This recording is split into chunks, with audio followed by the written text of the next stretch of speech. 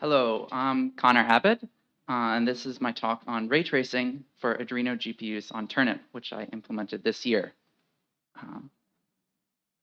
First, we need the obligatory background slide on what is ray tracing. I'm sure a lot of you know this already, but I'm sure that also a lot of you don't.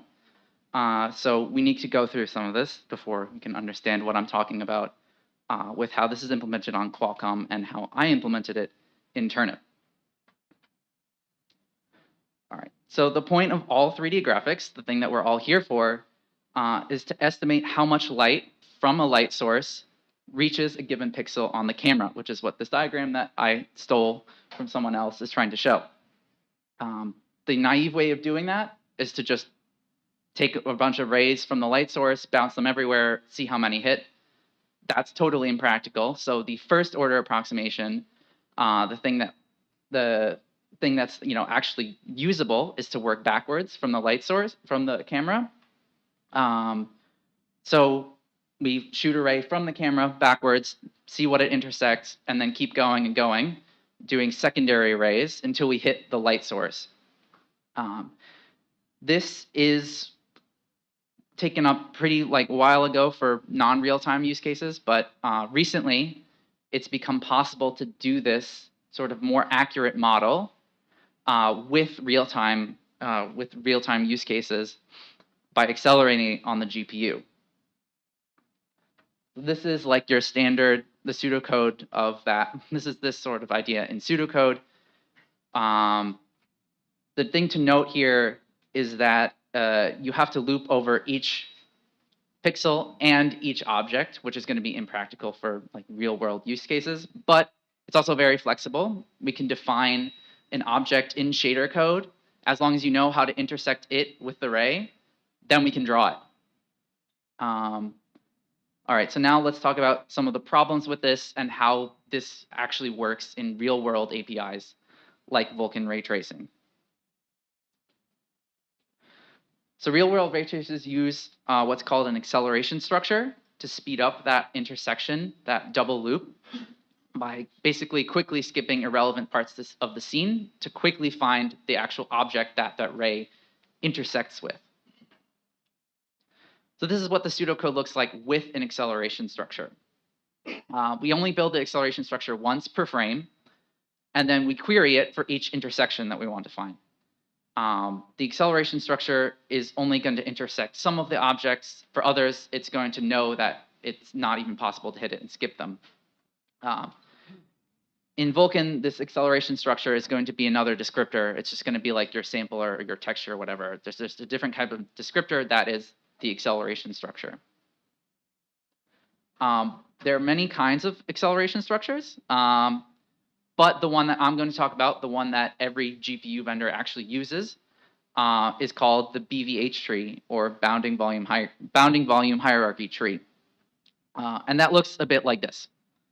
So as the name implies, it is a hierarchy or a tree of bounding volumes, which are usually axis-aligned bounding boxes. So here I have a simple VBH tree for a scene with just 4 triangles. In a real scene, there would be millions of triangles, of course, and these 2D little rectangles would actually be 3D boxes. So the left-hand side shows the scene itself. You have your 4 little triangles, and then the bounding boxes. You have the ones that are inside the triangle itself. Then you have the green ones that are 2 triangles, and then finally you have the blue, which is the root bounding box of the entire scene. On the right-hand side, you can see the tree in memory. Yeah, so the circle nodes are what we call internal nodes, and the bottom nodes are the leaf nodes that are the triangles itself. So when we want to traverse this VBH tree, when we find the intersection with an array, we have to do a depth-first search. So in this example, we would intersect the array with the blue bounding box. Does it intersect? Yes. Traverse it. Intersect it with the two green boxes. Does that intersect? Well, it only intersects one of them, so only visit that part of the tree. Then does it intersect the 2 red ones? Okay, yes, it only intersects one of them, so let's visit only that part of the tree. So we've skipped testing most of the triangles. We only need to check the yellow triangle. And that is more or less how intersection works. One nuance with this is that in the case where multiple children are being intersected, if we find an intersection with a triangle, we don't have to check anything after it.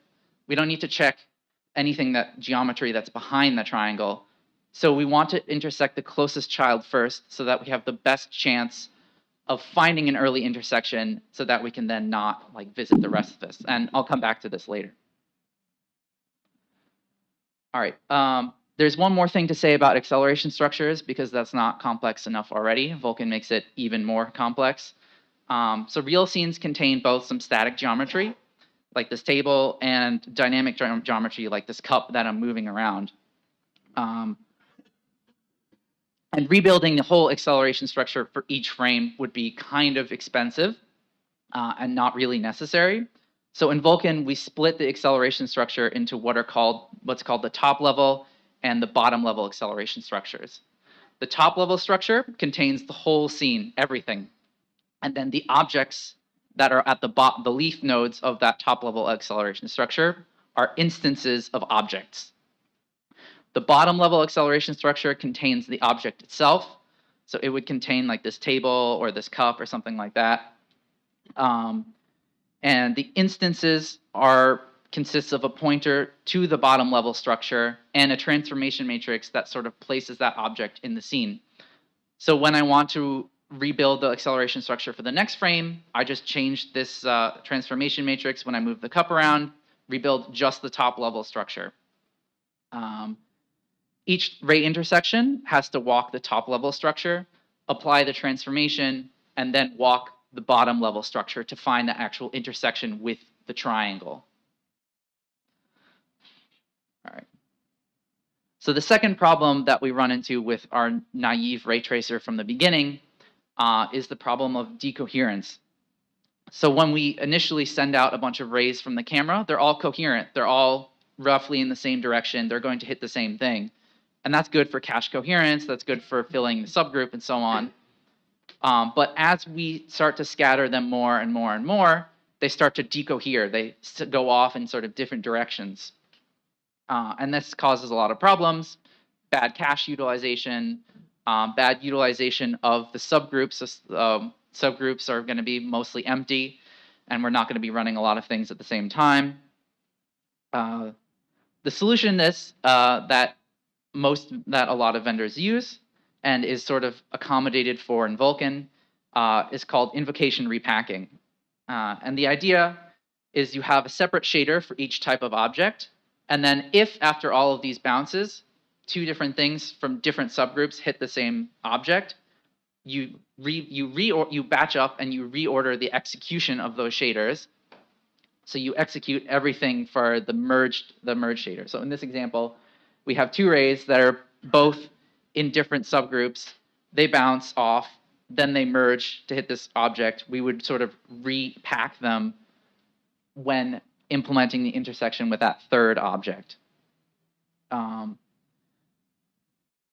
This is a bit tricky to implement in the driver because it would be very difficult to repack those shaders and then continue off exactly where we left off with the same subgroup with the original shader. So we need to split that shader between the ray trace call and then the stuff that comes after that actually computes the color. And we need to implement basically what's called in the compiler world is continuation passing style. This is an example for like a simple ray of what that transformation looks like. We trace the ray, try to save our state on the stack, and then once it's done, this continuation shader is going to pick up where we left off and then finish the computation. And this is all going to use the same sort of reordering, repacking framework as tracing the secondary ray. So this is done typically in the driver. This is not something that you pass in Vulkan, but there is some affordances in Vulkan and SPIR-V to allow implementations to do this internally. All right, so how is all of this exposed in Vulkan? There are two main ways that you can use ray tracing in Vulkan. The first is the ray query extension, which just implements that acceleration structure thing I talked about and gives you an instruction that lets you intersect a ray with an acceleration structure. This can be done in any shader. So you can, in theory, create like a actual ray tracing, proper ray tracing thing. But then you have to have one giant Uber shader with all of your materials and so on. Or you can integrate it with the classic pipeline. So you can have your traditional fragment shader and then inside of that shoot off a secondary array to figure out an intersection with, say, shadows, or to create an effect of like a glossy object with a reflection. The pipeline extension is the full-throated, we're actually going to do ray tracing, guys, extension. This gives you separate shaders per material and a very complex system of intersecting those with the ray. I'm not going to go fully into it. And this defines sort of a compute shader-like model where you dispatch a grid and then you can sort of call other shaders from your original shader. All right. Both extensions rely on the acceleration structure extension, which defines the API for how to build an acceleration structure and pass it to the shader via a descriptor. However, the acceleration structure itself is opaque, so you just give it some data.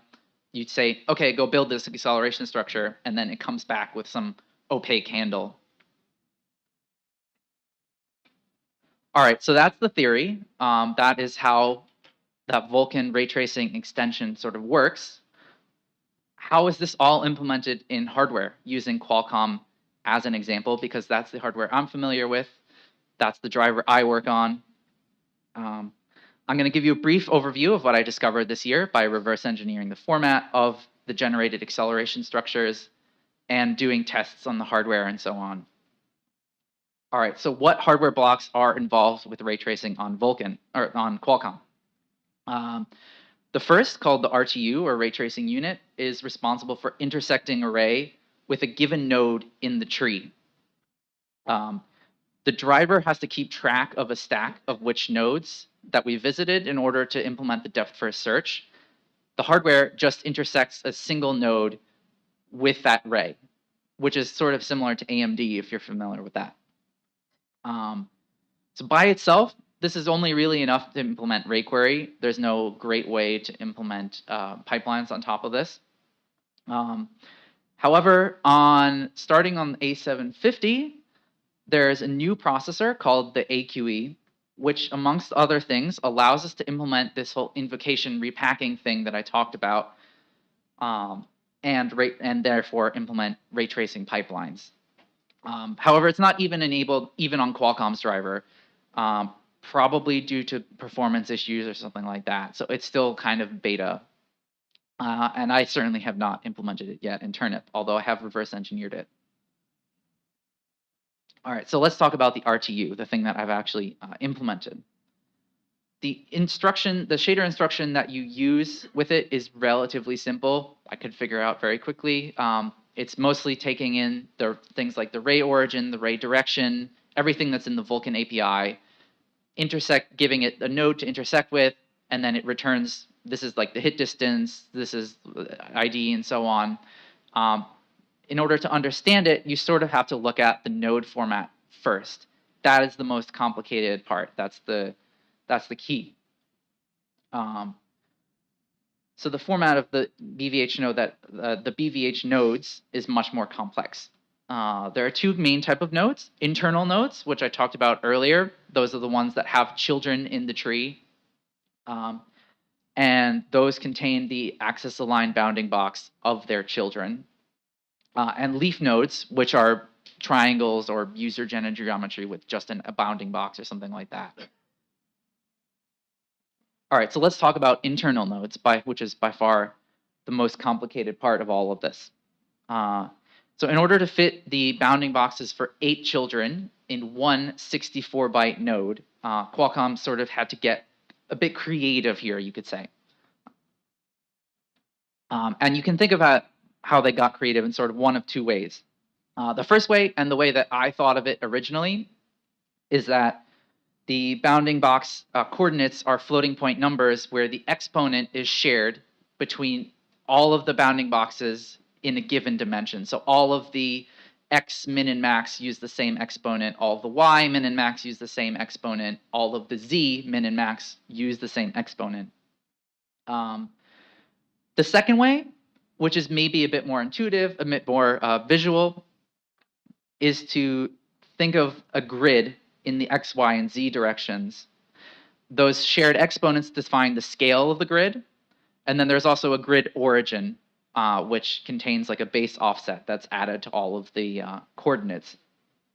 And then each child's bounding box is sort of snapped to that grid. The grid offset, or the mantissa of the floating point number, depending on which way you want to think about it, is 8 bits. So there are basically 256 possible grid lines, and then you snap that bounding box to one of the grid lines. Here's a more sort of visual representation of that, if that was confusing, using the same triangles from earlier. So on the left, we have the grid shown on top of the triangles, and you can see the bounding boxes have been sort of snapped to that grid. And on the right, we have that representation of the VBH tree in memory. The grid, it's not really possible to show on this diagram, but the grid scale has to be a power of 2, and we're really storing the exponent, which is sort of like the exponent of a floating point number. So it turns out that a lot of the complexity of the encoder is that we have to be very careful when we encode this to snap those grid lines by rounding down or rounding up, so that we always expand the box, because it's always allowed to expand things. That just makes things a bit slower. We might intersect an array that we shouldn't have, but it will work out in the end because it won't intersect the triangle. If we did the opposite and made it smaller, well, then things might not work. We might miss an intersection. This turns out to be most of the complexity in the encoder. All right, so one sort of quirk of this is that because we want to fit 8 children in one node, there's only one 32-bit value to identify all the children, which is supposed to be interpreted by the driver as the base index of the children. This is different from other hardware vendors. So the ray intersection instruction returns a bit mask, a 32-bit value, with 8 3-bit things for an array, which is an array of which children was hit, sorted by the hit distance. So we don't have to do that in the driver. The driver, however, has to add that base offset to each of the children to find the actual child node that was hit. All right, so now that's internal nodes. Now let's talk about leaf nodes, which is the other kind of BVH node. So leaf nodes in the bottom level acceleration structure, which I'm calling primitive nodes, contained triangles where the acceleration with a triangle is the intersection with a triangle is accelerated by the RTU, or just an axis-aligned bounding box for those sort of programmable primitives where the shader is going to figure out the intersection. Leaf nodes in the top level acceleration structure, or instance nodes, contain, again, an axis-aligned bounding box and a few extra pieces of metadata to accelerate skipping them in certain cases that are sort of defined by the Vulcan API.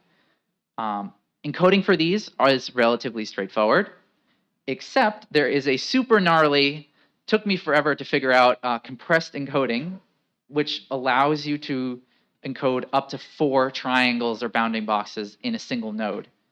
I won't go into too much detail on this. There is a giant wall of text if you're interested, but it sort of uses delta encoding on the floating point vertices combined with reordering the triangles and reordering the vertices inside the triangle, which has to be done manually by the encoder, in order to store up to 4 triangles or bounding boxes per node. All right, so that's the hardware format. Let's talk about how I implemented all of this in Turnip. So first, this is the situation as it was before when I started working on this. ANV was the first driver to implement hardware-accelerated ray tracing pretty soon after the spec release, which was apparently already 4 years ago. However, on the BVH building side, the GRL language that's used to do that, to string together the various GPU kernels to build a BVH tree on the GPU, was pretty Intel specific and pretty complicated. It wasn't really suitable for sharing with other drivers, for reusing in other drivers. And also, unlike Qualcomm, unlike AMD, Intel does that entire depth-first search traversal in hardware. So it wasn't really, what the lowering for ray queries and ray traversals and so on looked very different. Not really something I could take. So that meant that when it came time to do ray tracing in radv, it was done very differently. Pretty soon after the start, radv was refactored so that when building a BVH tree, we first create this sort of intermediate representation so that different BVH building methods could be plugged in. It builds this intermediate representation, and then it encodes the intermediate representation into the hardware format. That means that we can switch out different methods of building the BVH tree. Different methods have different trade-offs. So how long does it take to construct the acceleration structure? How efficient is the acceleration structure? How large is the acceleration structure? And sometimes we want to be able to sort of switch those in and out. But as a side effect of that, that means that there was a relatively nice separation between the hardware-independent part, which is building that BVH tree, and the hardware-dependent part, which was encoding it. Yeah, so and the building it, the construction part, building the IR, was using relatively standard Vulkan compute stuff.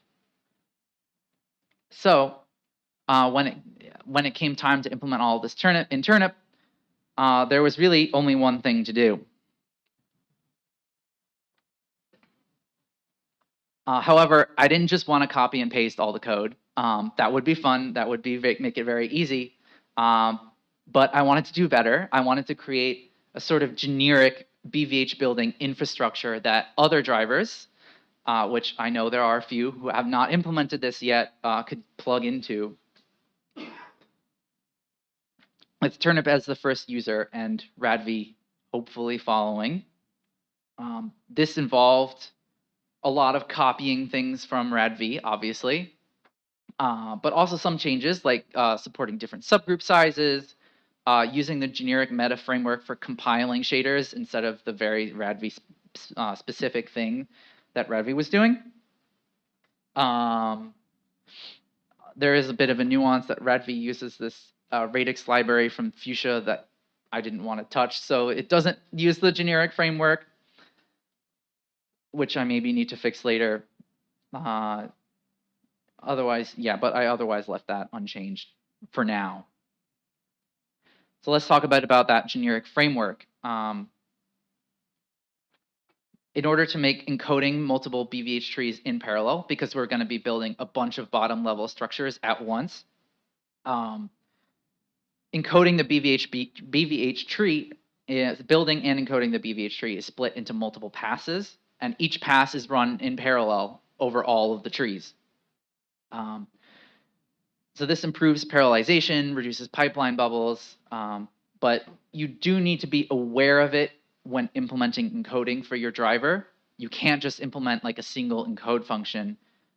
You have to split it into multiple passes. And the runtime does take care of running the passes for you, but the callback is split between bind pass 1, run pass 1, bind pass 2, run pass 2, and so on.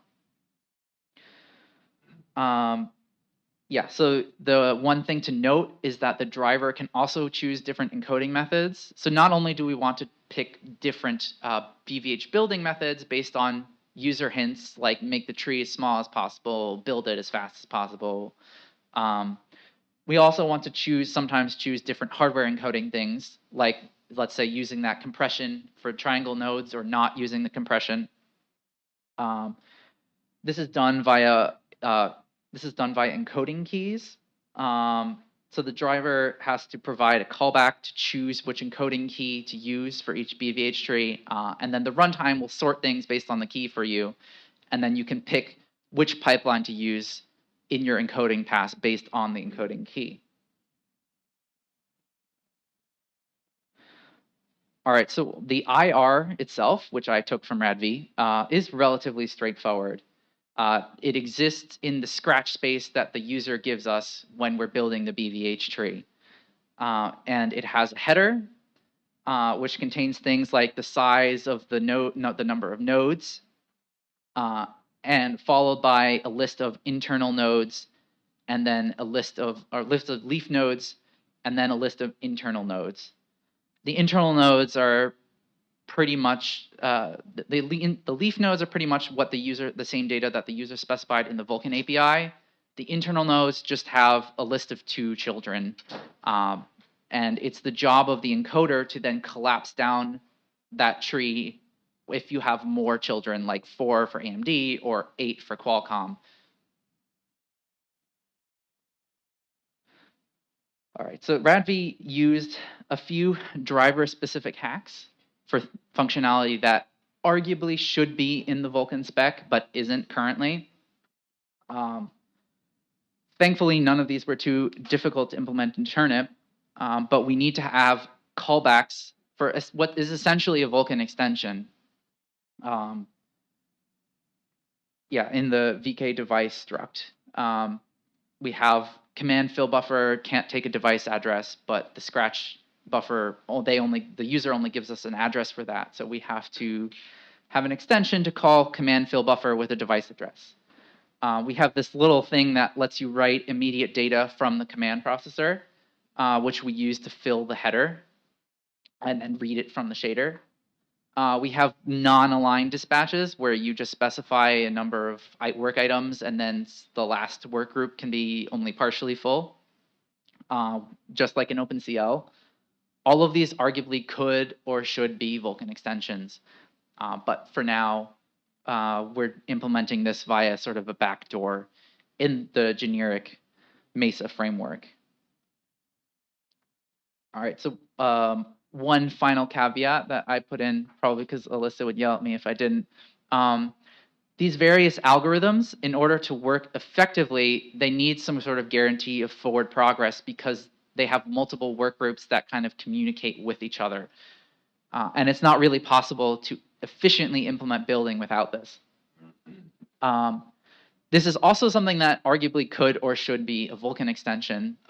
This generic BVH building has been great at exposing weak areas in the Vulkan spec. But in practice, we can just sort of assume it works and hope for the best. So that's BVH building, but there's also the rate traversal part, that using it in the shader. And how does that work in Turnip? Well, it turns out that AMD also works pretty much the same. So there was only one way to go, really, again. Again, so this is heavily based on radv. Oh, sorry, this is the, BVH building. What else? Again, we have this like top-down algorithm that allows us to fold an internal node into its children, and that's really the most complicated part of encoding. And the other complicated part is this whole internal node business that I was talking about, of compressing them and sort of snapping them to the grid. The other really tricky part is that in Turnip we have to allocate the children contiguously. radv has some tricks to sort of assume that the children are not, and then reuse the IR locations for things. That doesn't work in Turnip. So we have to allocate the children dynamically using an atomic, and just in each node figure out how many children we want to have, allocate a bit of space with an atomic increment, and then go and encode those children.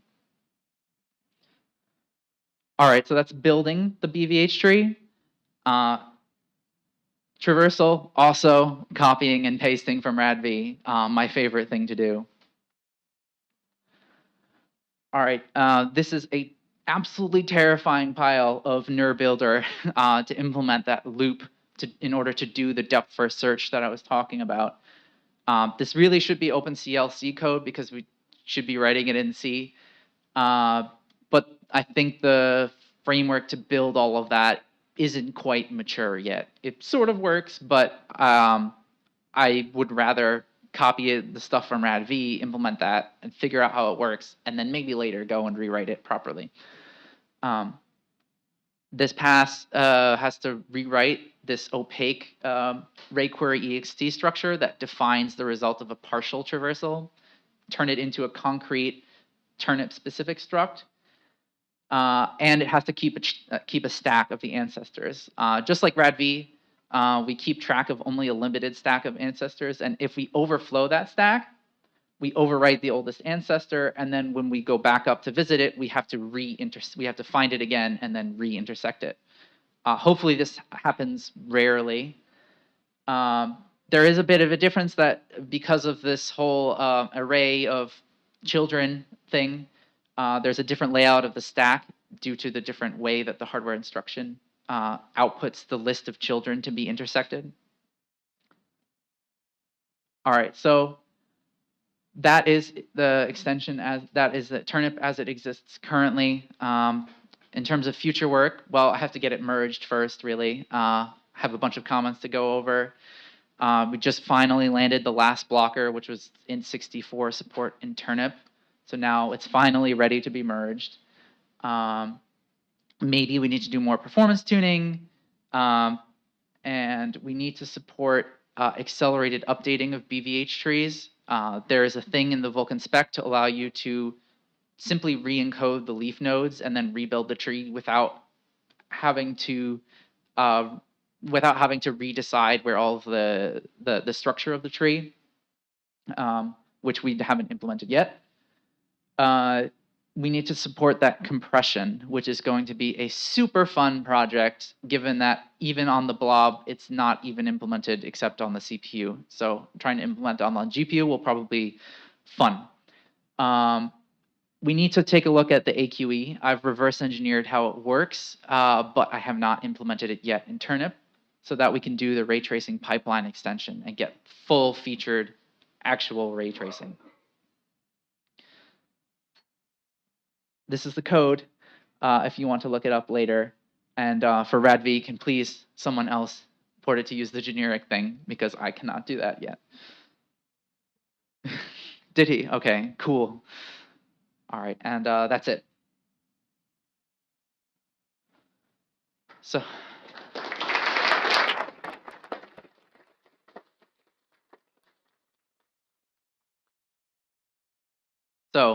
any questions? I know it's early in the morning and it's very technical talk.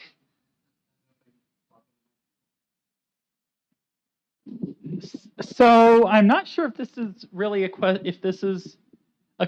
about your talk or about ray tracing in general, but how do you deal with things like with like more complicated stuff like partially transparent objects, or objects that, right, or like specular reflections where there's like something that's like a mirror, or even, and this, I know this is a corner case, cases where the wave nature of light and diffraction start becoming relevant.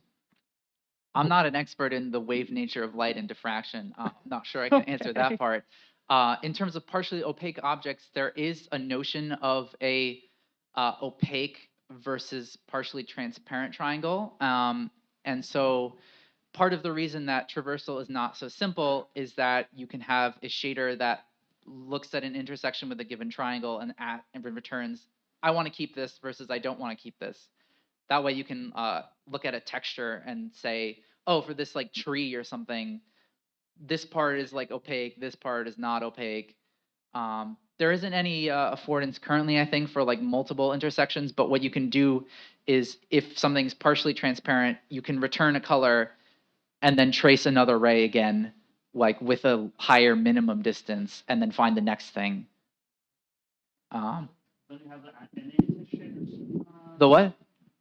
Do we not have any hit shaders in Vulkan ray tracing these days? NA shaders? Sorry. Yeah, so you have first hit and any hit shaders. Yeah. So that any hit shader is the whole transparency thing where you can return either I hit this triangle or I didn't, and that's for something like trees where you have like just one quad and then you sample a texture to see whether it hit the leaf or not, or something like that. Right.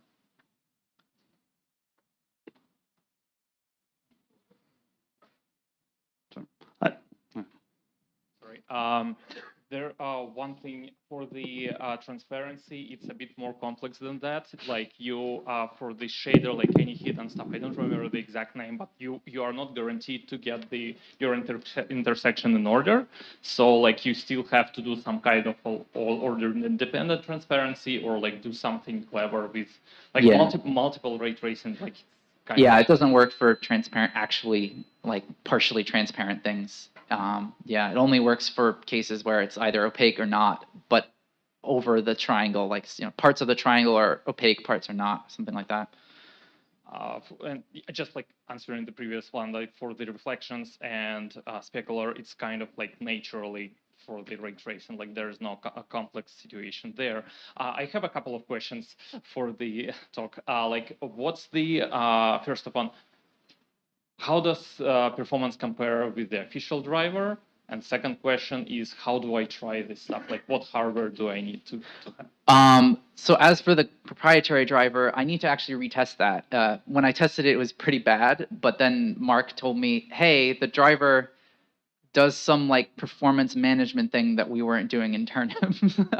So maybe once I re-enable that, it's like on my to-do list, then it will be better. The performance isn't great now. They implement, for example, compression that we don't, and so on. There's been work recently I did some stuff to make compute faster that probably made this faster.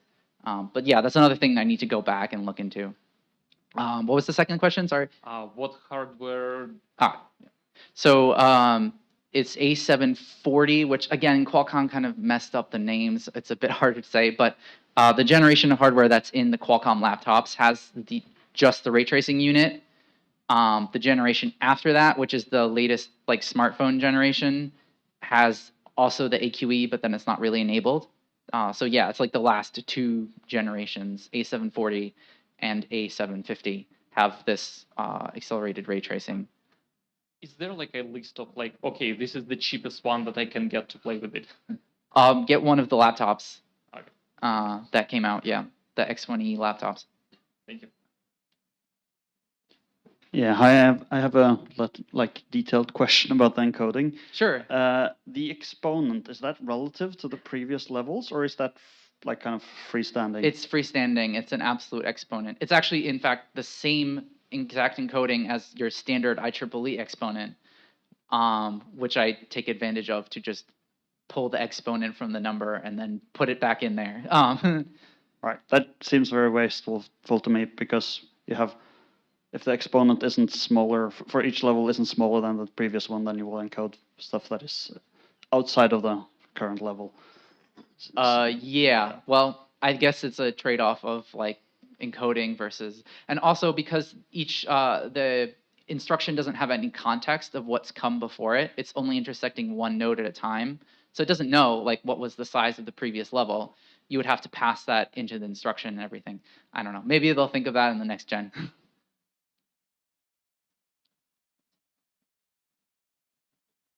I have one question. In terms of number of supported games, how far does rayquery get you? Do many games require ray tracing pipeline, or? Not too many. Well, Crate 2 RTX works, which is of course the critical app. I forgot to take a screenshot to put it in here. Not too many, unfortunately. Because DX only exposed this recently, and you have to expose like ray tracing pipelines too. I haven't gone and double checked. I'm not the app person. Daniel would probably know more, or someone like that. Thank you. For AQE, I'm just curious, how does one go about reverse engineering a feature that isn't used by the proprietary driver yet? Well, it's implemented in firmware. So it's basically reading the firmware. Yeah, so even though it's not enabled, we have the AQE binary. We figured out already the instruction set. I had to write a Ghidra plugin to understand it because it's all compiled from C code. But yeah, you just read that. You just read it. After figuring out this giant mess, like which part of it's ray tracing, which part is it is doing mesh shading, which is another thing that the AQE also does. And then the core line, like the core bit of it, is maybe only 100 lines of C code. So it's actually not that complex. A lot of the details of like how to manage the stack and everything is done in the shader itself. The AQE is just like keeping a list of how many invocations of each shader are outstanding, and then just picking the largest one and then going and executing a compute dispatch.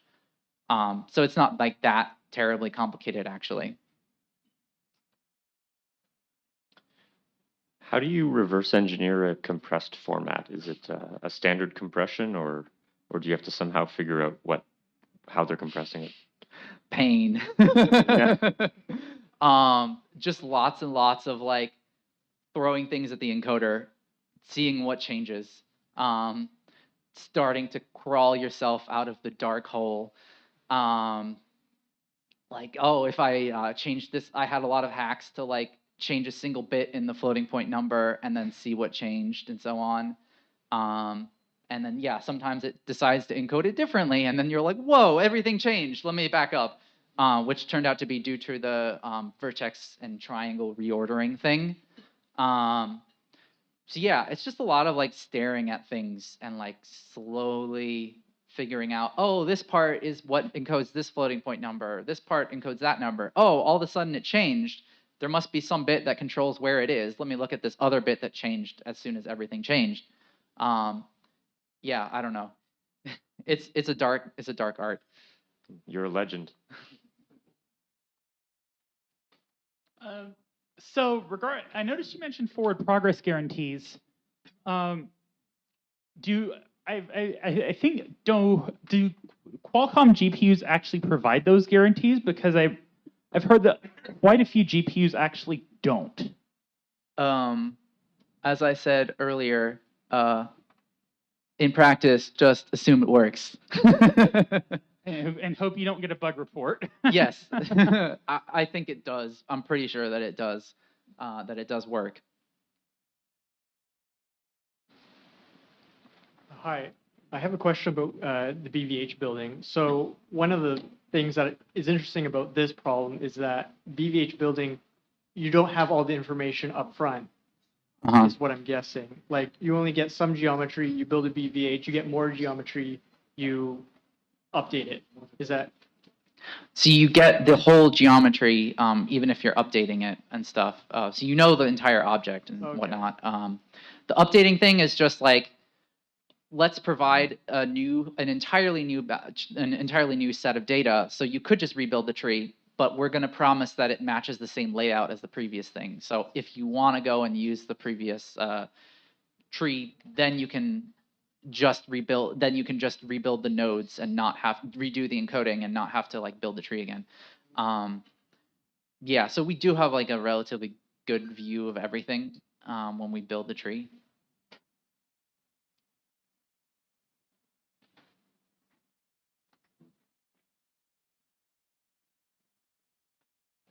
Anyone else? I know this is a lot of questions, but if nobody else has a question, can you emulate the Ray pipeline extension on top of Ray query? I knew someone would ask. It would probably, but I don't want to. Because on Qualcomm, we don't even have indirect jumps, or I'm not even sure if we have indirect jumps, which is kind of what you need to emulate it. For example, that's what AMD uses. Because you don't want to put everything into one giant Uber shader. That would cause compilation times to like skyrocket. So you want to be able to compile the different shaders separately and then jump to them. The way that this is implemented with AQE is that you give it a giant list of shaders, and then it sort of picks one and then goes and dispatches it. So each separate shader is a separate compute dispatch. There's nothing to jump from one shader to another shader indirectly, depending upon which material it hit. So yeah, it probably wouldn't go well.